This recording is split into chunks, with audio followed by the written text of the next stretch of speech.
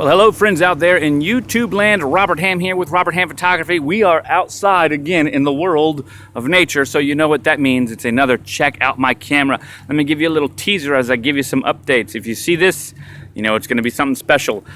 Before we go any further, if you like this video, don't forget to subscribe, hit that like button, and remember, I'm working on a camera right now. I've got a camera in development. It's a brownie box style camera. Really cool. I'm at a point where I need to make a choice. I've got to either continue the production of the prototypes with Instax film, or I've got to continue them with 120 film. Now, there are different applications for both. I know that it's very, very, very up in the air, but what do you think? Would you prefer 120 or would you prefer Instax? Leave that down in the comments below. Let's get right started. The camera we're going to talk today is similar to the renowned, my very, very favorite Olympus 35 RD. In fact, we're talking about a camera that's so very similar that these two were competing in the same space during their production lines. And unfortunately, Olympus won because Yashica was much bigger. Yes, of course, we're talking about the Yashica. This is the 35, the Yashica Electro G35. That's what it is. So we've got this right here. They've got several different models of it. Let's just kind of go ahead and compare them. Look at the size difference. So when you think about cameras, when you think about 35mm cameras and everything else, when you start talking about size, right? Man, that's a big difference right there. And so Yashica definitely kind of got scooped by Olympus with these smaller cameras. But they do share some similarities that are really cool. The first thing that's really interesting to know is that they're both cameras that are going to have a f1.7 all the way up to f16. In this case, I've got a 6-element 4-group glass lens, which is really nice. Big, bright, and wide, nice and clear, very sharp lens. They were known for being really great cameras.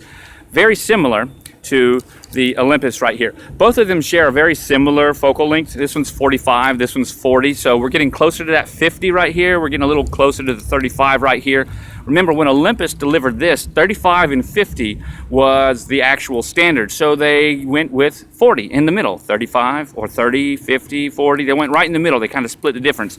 Yashica has taken it a little bit closer to the telephoto end of the 50mm, but not quite all the way there, so 45. So their angle of view is just a little bit different, but quite similar in most respects as far as functionality. The other thing that we're going to talk about, these are both rangefinders, right? So Yashica was competing directly with Olympus at this time for creating a small, compact rangefinder body style, which is nice. And I have to say that looking through the lens and everything, the rangefinder looks and works very, very nicely. You know, so it's a nice lens. It looks through. You can go ahead and get that split image focusing very well. There's a couple things that Yashica did really well right here. They made a very, very powerful program shift and aperture priority camera, which was pretty cool. So we can maneuver everything from 1/500th of a second all the way down to 30 seconds in this program mode. And of course, there's a bulb mode as well. And the camera will make these decisions for you automatically.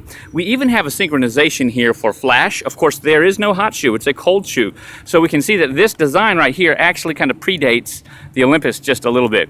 Now, both of them were competing in the same market in the same time frame. However, this is the first out of several different iterations of the Yashica Electro 35. This is the G, and sometimes it's like the GN, the S. They've got all these different models. It's really cool.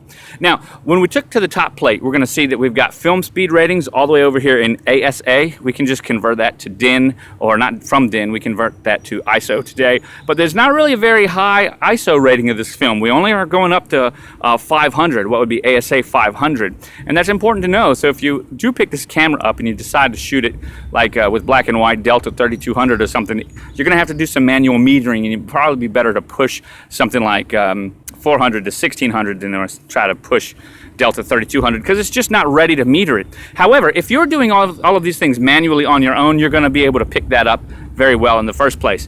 But the problem is, as most problems are, the aperture priority camera right here selects its own shutter speed. You do not get to select your shutter speed on this camera.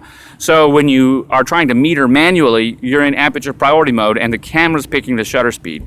Now, that's not so bad, because when the camera's working well, like you get a unit that works well, you're going to get nice, exposed, properly results all the time, and you're going to enjoy the images that you're supposed to get. However, if you're trying to shoot something a little bit more creatively, it's not going to be there. Of course, you will have that full manual function on the RD, which is why people choose the RD. Shooting the Electro 35 is an experience. It's really cool. First of all, there's much more of a grip that your hand gets a much better purchase on this camera, so you can really get in there. When you come and bring it up to your eye, you've got a nice relief right there, and it feels good. They chose not to go with a simulated leather grain for the plastic or whatever they use on the Olympus, which is type of vinyl material. This right here, I think it's a little bit more grippy. Maybe that's subjective, but I do like it. I like the look. It feels like just a cloth or something, but it's, well, I guess it doesn't feel like cloth. It's got a cloth or textile kind of texture. Feels real good. But what you will notice is that purchase that you get on the camera. You get a nice, good handhold on it. For me, this unit right here focuses well. However, I can feel there's like, you can maybe you can hear it. There's a little bit of wobbling within the focus mechanism in there, and that could say something about the rangefinder couplings. Maybe it needs to have a good CLA. I picked this up from my uncle, of course, my Uncle George, and the camera was used maybe for 50 rolls of film, 60 rolls of film, and that was it. And so it has sat in a case for years, and that's cool because it's just in the same condition as when he put it away. It still smells like the leather case. It smells like home. It smells like grandmother's house, which is where I got this from, which is really great. The thing that makes it the Electro, which is why they're using this little atomic symbol, is because they want to show that nuclear power, the power of the electron, the selenium cell metering, they're trying to inspire that futuristic, modern design back then. They want to show people that this is a completely electronic camera, and they do that with this symbol. So a nice little shot there. I enjoy that. When we look around, we have a battery check, you know. This takes a very odd battery. I forget what it is, but it's a long battery, but it's about the same width as a 347, an LR 347. So one thing you can actually do with this camera is you can tape 3 LR47 or 4 LR47 batteries together and use that in this camera. Of course, this is made for a 5.6 volt mercury battery. We don't have that anymore. If you put 3 of those LR47s together, you're going to have 6 volts, so you're going to be a little bit over on your metering. I doubt very seriously that it would be anything that couldn't be corrected with a proper scan from good people over there at like Filming It's Not Dead, the Find Lab. They're going to do a great scan for you, and they could correct that density. If you even noticed it, I doubt there would ever be any kind of notice. There is no exposure compensation on here. So when you're shooting, you're choosing the aperture, which gives you your depth of field. The camera is choosing everything else.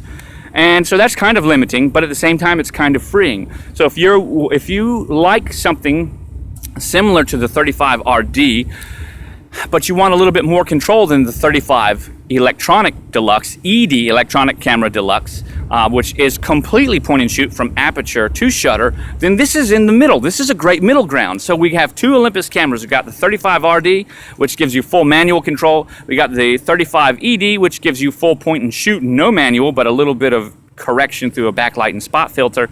And then we have this camera, which gives you aperture priority. If you're going to shoot any one of them out of the all and have some automatic modes, this is probably going to be the ticket for you. Very similar lens, nice build. It's going to be a little bit larger. Of course, the 35 ED is the same size as the 35 RD. So if you don't mind size, there's no issue there. A couple other things that I'll note about the camera is, once again, you can set your flash here on the lens. You also are telling it some very important things. You're putting it in an automatic mode right here when you select the outer lens. Then you're telling it that you're going to use flash when you select the little lightning bolt. And then you're telling it it's going to use bulb on bulb. They do also have some nice instructions. This is really cool, and I like that. On the camera lens, where you're going to see your aperture, right? And this, by the way, this little lever is your self-timer.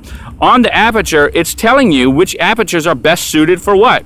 So, outdoors, bright sun, it's right around here, 11 and 16. 8 is unmarked, 5.6 is unmarked. But when you get to the 4, it's telling you cloudy, overcast. Hey, great.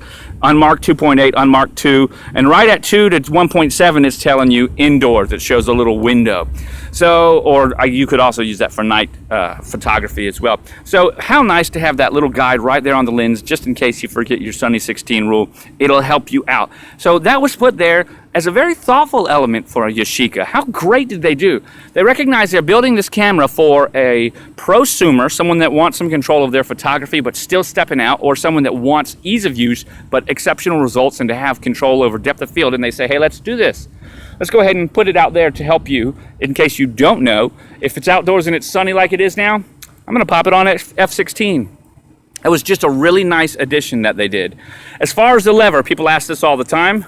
it's not a multiple click. You can't ratchet it multiple times. It stays, it goes all the way to up 160 degrees before it comes back. Once it resets, you can then click the shutter. The shutter has a lock and an unlock function so that you can keep it clicked. The nice part is that even without batteries, you can still actuate the shutter. If I'm not mistaken, it's at 1/60th of a second. So you can still take photos with this camera without a battery at 1/60th of a second, which is pretty cool. Don't know how useful it would be. You definitely would probably want to be somewhere closer to 16 or 22, and that's assuming you could get some ISO 50 film. So there you go. Guys, this has been my first look of check out my camera. This is the Yashica Electro 35G. What a great classic camera. This one right here is probably about 50 years old, and you can find them throughout thrift stops everywhere else. A model like this, brand new type of condition like this thing is, you're probably going to be somewhere in a $100 range. Yard sale special, 10 bucks. So get out there, get finding. Guys, I'm Robert Hamm. Don't forget to check out my camera. Remember, I've got one in production. Let me know if you think the brownie style box camera that I'm producing should use Instax film or 120 film. I want to catch you on the flip side. I want to thank you for watching. And I guess I'll catch you on the flip side. Yeah, why not? Bye for now.